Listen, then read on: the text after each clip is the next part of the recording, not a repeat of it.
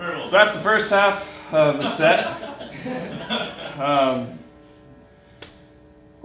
The first half is like drum and bass kind of stuff, obviously, which I'm kind of getting really into.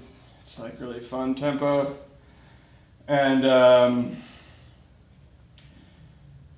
I've kind of recently just put together like all those fills that I was doing were basically, they just kind of revolve around like 3 different, well, a little more than 3, but I've found 3 that are really helpful to do to start building fills like that. And the first one is, it's a good way to gain more kind of independence between each of your hands. And what it is the drummer of Dillinger, Billy Reimer, actually showed me this. And it's, if you want, you can take notes on your phone or something if you want to remember this one. But it's really simple, and it's right, left, kick, left, right, kick. So it's just...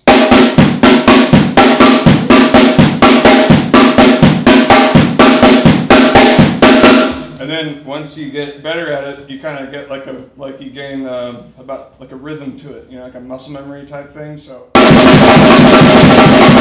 and if you just, you know, a lot of drummers are doing the whole kind of gospel chops type fills. You know, it's basically just displacing your accents around the kit. And what you can do is you can just play that simple fill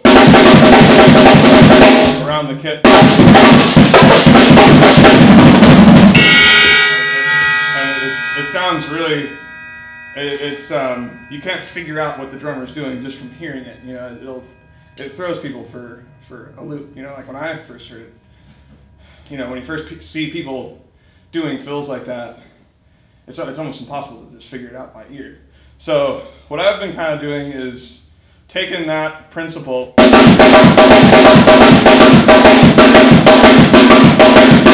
and just putting it into my straightforward fills that I'm more used to doing, which are just, you know, I'm sure we all do those kind of fills all the time. But so what you can do is do, you know, start it off with the right, left, kick, left, right, kick, and then go into your simple fill to go out of it. So it would sound like...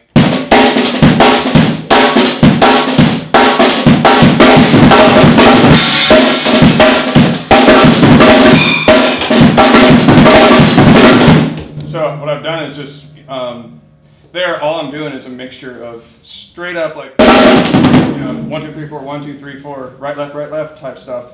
But I'm just breaking it up with, every once in a while I'll lead with my left hand. And having a closed hi-hat here has been like a total game changer for me. Because you can do, you know, I love hearing all the little random hats and stuff, but if you're on this hat, it's not always closed. So I just like put this one here, and it's always closed. So you can do.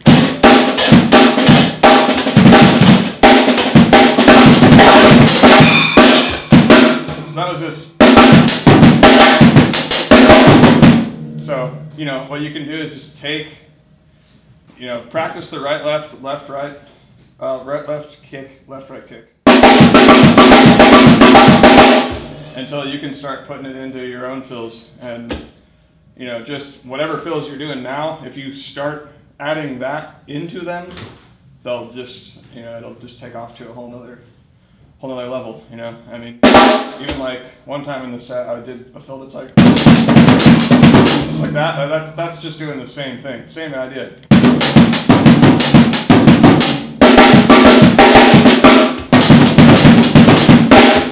It looks crazy. It sounds good. You know, there's no way you could hear it and go, "Oh, I know what he's doing."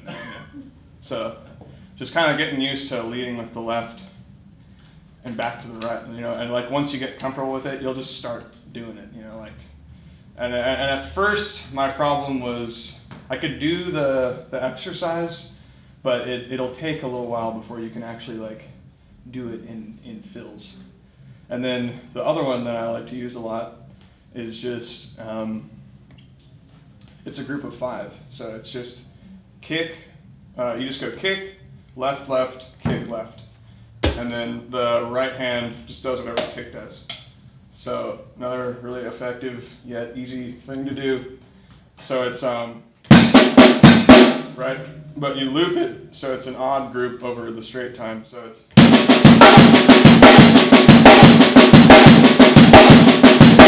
and that one is like a little, I think that one's a little easier to do than the other. Just because, I don't know, once you get the muscle memory, it's a really, it'll flow real nice, you know. So that one is cool in fills as well. So it's,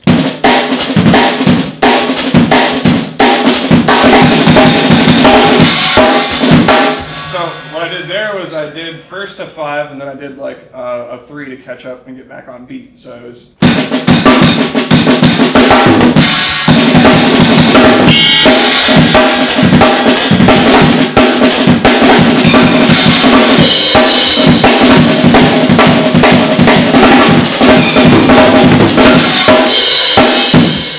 That's like all of it just put together, and the only thing I'm doing, the only things I was doing was the group of 5, and then maybe every once in a while I'll do some triplets, and then you know, just your standard whatever, just.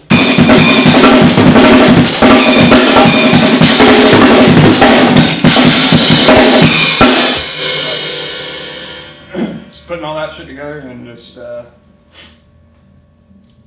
think those two things, if you add to what you're already doing, and maybe you guys are already doing those, I don't know, but if you put those together, you can start coming up with kind of newer sounding fills, you know, because I was practicing a lot, and I was getting tired of just kind of doing, you know, like.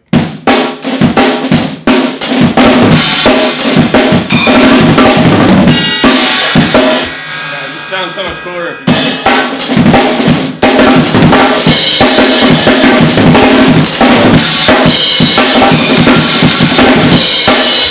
So it's like physically not harder to do. It's just a matter of practicing those two. And I think if you could just practice those two things as an exercise first, you can throw them into your repertoire or whatever, if you will. So yeah, those, I just kind of wanted to play the first half of the set and break down what I was doing in the fills a lot. And then any questions about anything I was doing? If not, that's okay too. All right, I was going to play it. The next half of the set is a little slower, and we will get into it. And then also that music is, I don't know if all of you guys are familiar with, I make electronic music and then I like play drums to it, so I made all this music, and it's all online for free. Well, some of them are new songs, but they will be up eventually. Can you turn the music up? Yeah, is it too quiet? Yeah, drums out. Yeah, drums are loud. That's the problem with drums.